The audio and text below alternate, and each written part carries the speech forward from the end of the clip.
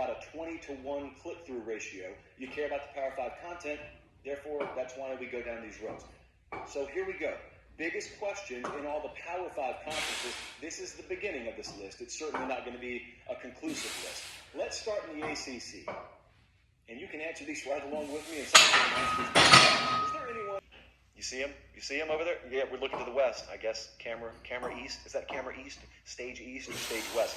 Well, there's this crimson gorilla, 5 pounds in the corner, like we haven't seen him do it. We didn't pull him up from being a coordinator at the high school level and just plop him in the head man's chair at Nebraska. Well, the reality here is, no, in the Georgia of the Big 12, there's nothing else to talk about here.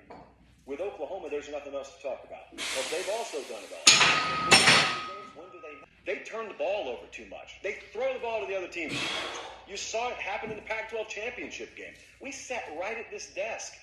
We're not supposed to be predictable. Fuck me. We sat right here and said, at USC, I'm not going to go down the full list. That's on 247sports.com if you want to look at it.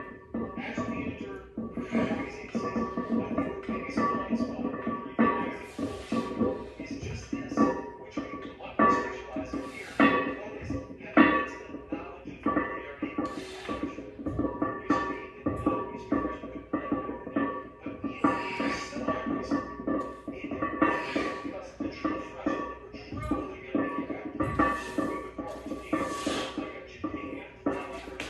Projected starters for them. Seven Banks and Cameron Brown. You didn't see them in the spring because they were out dealing with injury. But these two kids that I'm talking about right now, you can see them. You can see their full profile on the screen that Jesse's showing you right now. What's important about these two guys? I was talking to Dave Biddle before we came on air from Bucknuts.com. I asked him, do you think those guys are immediate contributors? Are they depth providers? Where do you feel like they're going to slide into the rotation?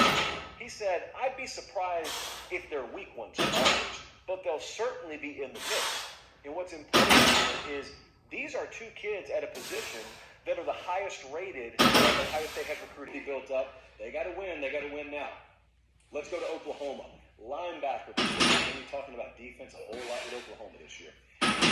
Great opportunity for a young man by the name of Clayton. He's a linebacker, as I just told you, coming into Oklahoma. 24/7 Sports Composite had this kid nearly in 5-star territory. I mean, he was in the 37, 38 range, so he was right there. But he's got a great opportunity. Oklahoma's defense, under Alex Grinch, they got a ton of returning talent. I mean, they got a guy in Nick Benito, for instance, linebacker, that could end up being an All-American and put up untold amounts of sacks this year. And you get to slide into that room. You're not live. We will make it up to you somewhere down the road when we have a commodity that we can actually put in your hands. So until then, thank you. It's going to have to be enough. For the rest of this column, for Jesse and company in Connecticut, I'm Josh Payne. Have a great start to your week. And God bless.